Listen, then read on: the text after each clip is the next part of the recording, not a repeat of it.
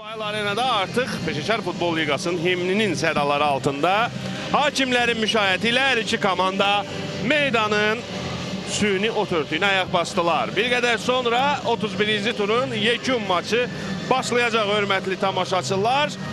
Azal komandasının kapitanına söhbət Rahil Məlikovdan gedir. Kiçik bir sürpriz var. Bu sürpriz sizə də qoy sürpriz olsun. Bir qədər səbr eləyək. İndi biz efirdə bunu izləyəcəyik. Artıq komandalar bir-birini salamlayırlar. Oyunun hakimlər briqadası baş hakim FIFA referisi Orxan Məmmədovdur. Təşəkkürlər Murad. Mən üzdən tanıyıram. Murad mənə hakimin adını xatırlatmağa cəhd göstərdi. Bir daha təşəkkür edirik. Və artıq salamlaşma baş tutdu. Komandalar bir-birlərini salamlayıb, eləcə də hakimləri salamlayıb, bir-birlərinə uğurlar arzuladılar. Heyətlər Rəvan komandasından başlayaq. Rəvan komandasının qapısını bir nömrəli futbolçu Rəşad Əzizli qoruyur. 86 Yasin Həmid, 9 Nuran Qurbanov, 92 Yamin Ağakərimzadə, 17 Ramazan Abbasov, 19 Hüseyin Axundov, 21 Novruz Məmmədov, 2 Ruslan Tağzadə, 8 Məmməd Quliyev, 4 Kənan Müslümov və 16 Orxan Lalayev komandanın baş məşqçisi Bəhmən Həsənovda. Hakimlər, oyunun baş hakimi FIFA referisi Orxan Məmmədovdur. Ona beynəlxalq dərəcəli lansman Elman Musayev, eləcə də Cavanşir Yusifov kömək edirlər. 4-cü hakimsə Ramil Diniyevdir və Azalın heyəti qapını Stanislav Namaşko qoruyur. 2 Rahil Məlikov, 3 Tural Ümmətov, Elşad Manafov, Qvanzav Maqamedov, 4 nömrəli futbolçu, 14 İlqar Ələşbəyarov, 23 Hacı Əhmədov, 10 Nuqzar Kvirtiya, 11 Ruslan Nəsirli, 27 Aleksandr Quruli və 9 Aydın Qasımov. Komandasının kapitanı Rahil Məlikov Azərbaycan çempionatları tarixində Premyer Liqamızda nə az nə çox düz 250-ci maçına çıxır. Bəs həmin sayı işarə edən yazı, rəqəmlər 250 nömrəli köynək Rahil Məlikova təqdim olunur. Rahil Məlikov Azaldan başqa Bakı, eləcə də Neftçi kimi iddialı klubların da şərəfini qoruyub. Neftçi niyyətində Azərbaycan çempionu da olub Rahil Məlikov. 42 xalı var. Bugün Azal qələbə qazansa fərq 6 xala yüksələcək və maç başladı. Hər 3 komandaya uğurlar arzuluyuruq. Hacı Əhmədov sağ cinahlı oynayır. Qvanzav Məmmədovla Ruslan Nəsirli, Ruslan adaşı Ruslan Tağzadədən çox yaxşı sıyrılır və dərhal da topu irəli Qurul istiqamətinə göndərir. Daha istəklidir. İlk dəqiqələrdən komanda daha çox hücuma atılır.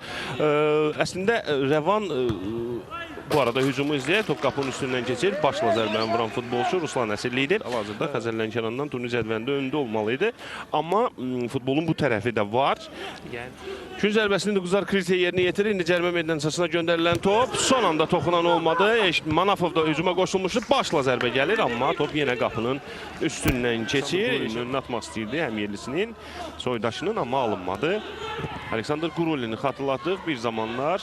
Gəlin bu hücumu izləyək. Rəvan hesabı aça bilər. Rəvan hesabı aça bilər və gol! Yasin Həmid 14-cü dəqiqədə Rəvanı hesabda önə çıxarır. Bir də epizodun təkrarını izləyirik. Tural Ümmətovun səhvi, bir anlıq mövqe səhvi idi. Mövqe səhvi var idi, bəli. Təkrarı izləyək. Rəqibinə çatmaq istəsə də, hətta çatdı, amma mani ola bilmədi Yasin Həmid. Bir toxunuşla topu qapının uzaq küncünə göndərdi və bu maçda hesab açılmış oldu. Qarşılaşmanın 15-ci dəqiqəsi. Baxaq, buna Azal necə cavab verəcək gəlir. İndidən onları izləmək imkanımız və şansımız var. Bu arada Rəşad Əzizli az qala səhvə yol verəcəkdi və topu ikinci cəhdə tutur. Zərbə qarşı qayda pozuntusu tələb edirdi Azal, amma hakim ifti sustu. İndi isə Rəvanın əks hücumunu izləyirik. Sağ cinahdan davam edən bu hücum Yasin Həmidə isə top gəlib çatmır. Qapçı Stanislav Namaşko. Komanda yoldaşlarını axtarır. Kimi ötürmə etmək olar? Təəssüf ki, ötürməsi qeyri-dəqiq olur. Təbii ki, Rəvan üçün təəssüf. Ruslan Nəsirli zərbə mövqeyi axtarır. Uzaqdan zərbəsi top qapının üstündən keçir. Olan təşəbbüs deyil. Bu təkrarı izləyərkən rejissorumuzdan xahiş edək, önəmli olanı göstərsin bizə. Görək kim kimin xoruzunu qoltuğuna verəcək. Bu oyunun yekun nəticəsində adətən belə deyirlər. Meydana qayıtmaq fikrindədir, amma düşünürəm ki, meydanın kənarında dayanan şəxslər onu ikinci dəfə meydana daxil olmasına imkan verməyəcək. Görsə, heç də təəccüblənməyək. Meydanda ikinci top var, amma oyunun oynanıldığı yerdə deyil. Odur ki, davam edir. Uzaqdan zərbə. Kifayət qədər təhlükəli zərbə Hüseyin Axundovdan.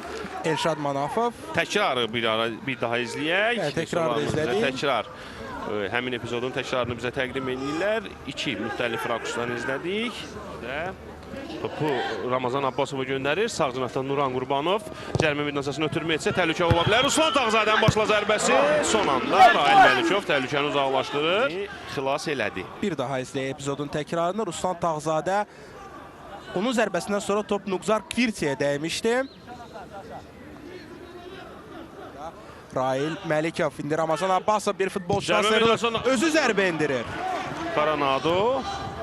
Yaxşı ötürmə etdi bu dəfə Qaranado. Elşadın yerdən ötürməsi. Topu ilk dəfə idi ki, Qaranado dəqiq ötürmə etmişdi. Elşadın da yerdən ötürməsi dəqiq idi. Ruslan Nəsilli çox gözəl fürsəti əldən verdi. Hələ ki, təhlükəli alınmır. Onlar bax indi meydanın mərkəz xəttini keçməyi bacardılar. Yasin Həmid. Və sərbəst zərbə, geriyə ötürmə var idi Rail Məlikovdan. Tamamilə razıyam, haqlı qərardı bu. Geriyə ötürmə olduğunu bilirdi, görürdü və ona görə də topu əlinə götürmədi, fikir verirsənsə.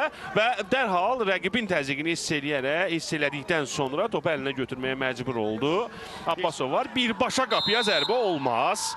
Ötürmə, Hüseyin Axundov. Top son anda Azalın futbolçularından meydandan çıxır. Hakim gülc nöqtəni göstərir. Təkrardan söhbət getmir, hörmətli tamaşaçılar. Bəli, Azalın futbolçularından ibarət canlı sədd. Məsələn, canlı sədd işə yaradı. Stanislav Namaşko canlı səddi düzgün qurmuşdu. Tura qədər rahat nəfəs ala bilər. Nəhayət ki, gözlədiyi 3 xalı qazandı. Orxan Məmmədov maçı bitirdi. 31-ci turun son oyununda gözlənilməz nəticə desək buna. Yəqin ki, qanuna uyğunluq olar.